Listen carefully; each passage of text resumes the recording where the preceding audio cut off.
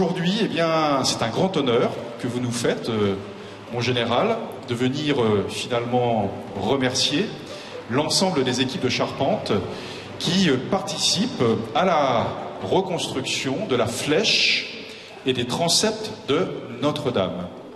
Ce vendredi à Thouars dans les Deux-Sèvres, c'est avec fierté que les charpentiers de l'entreprise Asselin montrent les fruits de leur travail aux élus locaux et à la maîtrise d'ouvrage de la cathédrale Notre-Dame de Paris. Avec 3 autres entreprises, l'atelier est chargé de la rénovation de la flèche et plus précisément des décors de celle-ci. Sur Notre-Dame, cette flèche est ornementée et les décors, pour certains d'entre eux, font parfois pas loin de 8 mètres de haut.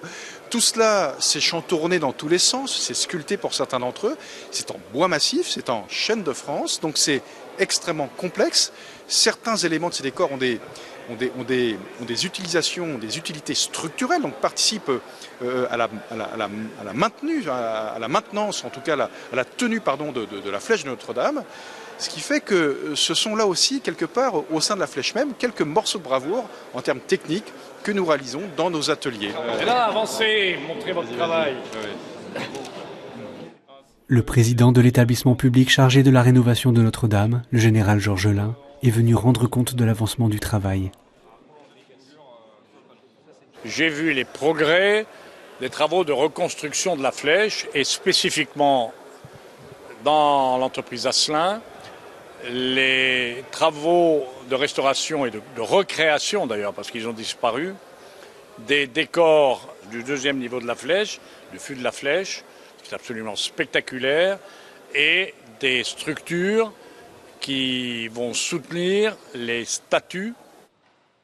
Ici, vous avez un des poteaux qui supporte donc les 4 évangélistes et les 12, donc il va se retrouver ici. Et au fait, là, on est entre 2 versants, entre 2 pentes de toit de Notre-Dame. Donc ça va être posé sur l'un des arrêtiers nous de la cathédrale, donc au raccord entre le transept, en dessous duquel il y a les fidèles, le chœur, donc au niveau de l'autel, et la croisée les transepts justement qui sont sur les côtés. Donc on est à l'axe de la croisée des transepts, au pied de la flèche. Ça vient sur le tabouret de la flèche. Véritable symbole du savoir-faire et du patrimoine français, la flèche de Viollet-le-Duc pourra retrouver sa splendeur une fois ses décors posés. Pour les équipes d'architectes, c'est l'aboutissement d'un immense travail de recherche et de reproduction. On a fait une analyse approfondie de tous ces décors à partir des analyses, des documents d'archives qu'on a pu retrouver. Étonnamment, c'est l'une des seules parties qui est la moins représentée dans les documents d'archives. Donc on a dû faire beaucoup de déductions entre les quelques documents qu'on avait, leur analyse, les photographies et puis après notre déduction logique et rationnelle du document. Et après, évidemment, on a refait ce même travail avec l'entreprise à partir de leur savoir-faire et de ce que nous on avait compris. Et aujourd'hui, on a vu pour la première fois donc, les éléments taillés qui vont être mis en œuvre d'ici quelques semaines sur la cathédrale. Ces éléments, ce sont les garde-corps, les quadrilobes et les fameux gradins qui porteront les statues.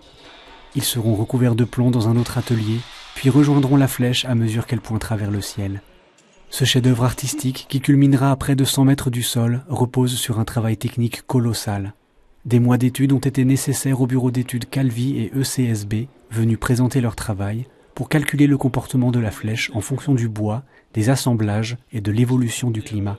La flèche date du 19e siècle, du milieu du 19e siècle, et que nous avons, entre autres, un changement climatique, que déjà aujourd'hui, le vent a une pression plus importante, le vent extrême, maximum, une pression plus importante qu'il y a 150 ans. Et évidemment, dans le futur, cette pression de vent va être modifiée. Les forces de vent, par rapport à aujourd'hui, peuvent devenir environ 50% plus importantes. Et bien entendu, nous devons nous assurer que cet ouvrage sera pérenne le plus longtemps possible. C'est notre mission.